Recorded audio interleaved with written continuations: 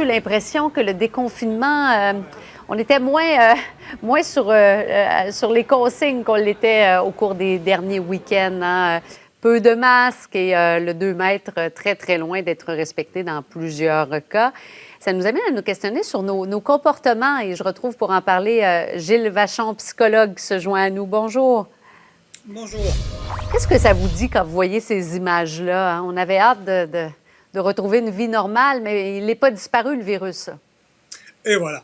Bon, vous savez, au tout début, c'était relativement facile. C'était le choc, la peur. Bref, on était tous d'accord. Ouais. Est-ce que quelqu'un nous impose finalement de se restreindre dans nos contacts? Notre vie est en cause. Il y avait un danger imminent.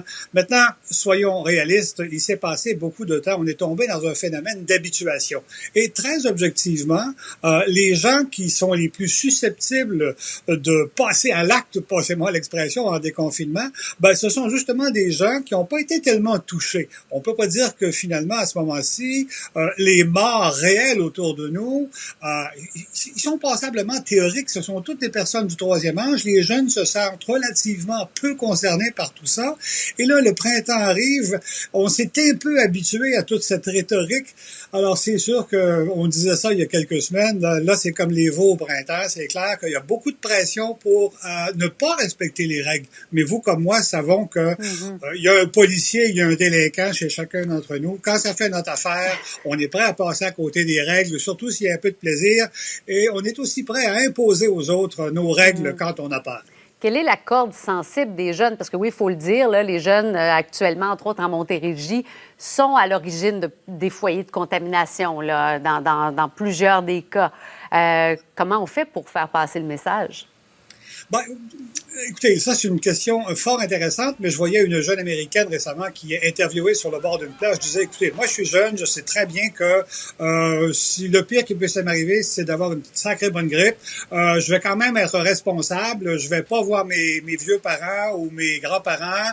Bon, il y a comme de l'usure par rapport au message de peur. Maintenant, on a tardé avec l'histoire du masque, cette idée de pas seulement se protéger soi, mais de protéger les autres. Je pense que la valse hésitation autour du masque, au niveau des mesures qui visent à protéger les tiers, son prochain, pas juste soi, parce que ceux qui se sentent pas vulnérables auront pas tendance à prendre le deuxième volet du message, c'est-à-dire protéger les autres. Alors oui, il y a du beau temps, on a décidé qu'on ouvrait les bars, eh ben voilà, on se précipite et le message, malheureusement, au même moment, a un peu ralenti. Vous savez qu'on n'a plus ces conférences quotidiennes. On a peut-être baissé un peu le rond du poil. On chauffe plus la marmite de la prudence aussi fort qu'on le faisait.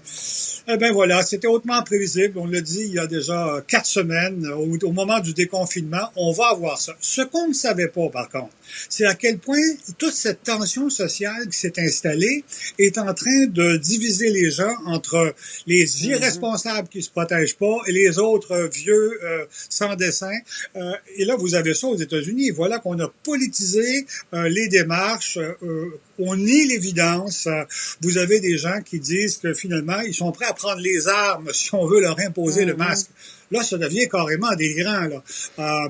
Et vous en avez d'autres qui associent maintenant le port du masque aux démocrates et ceux qui en portent pas, ce sont des vrais Américains.